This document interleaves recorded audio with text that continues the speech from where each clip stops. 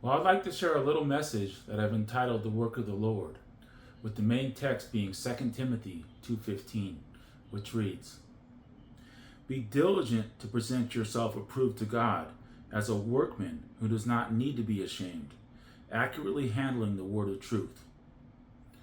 Well, the Lord's work is not only meant to be carried out by pastors and teachers. They are here to train us and equip us in the ways of the Lord so that we too can become useful instruments in the Lord's hands. We want to be dedicated to doing the Lord's work. We want to, every day, we want to spend time in the Word. We want to be devoted to God and spending time in the Scriptures and then just living it out in our daily lives, having our lives line up with the Word of God, as we're being sanctified and being perfected by the Lord. And then 2 Timothy 2:2, "The things which you have heard from me in the presence of many witnesses, entrust these to faithful men who will teach others also."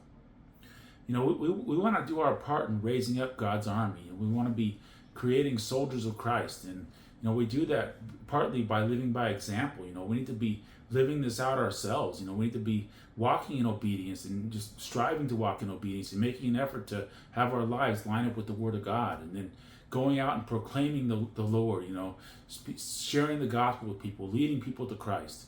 We need to be doing that, and then we can encourage others to go come alongside us and do it with us and go out and share the gospel together. And then 2 Timothy 2:4, "No soldier in active service entangles himself in the affairs of everyday life, so that he may please the one who enlisted him as a soldier."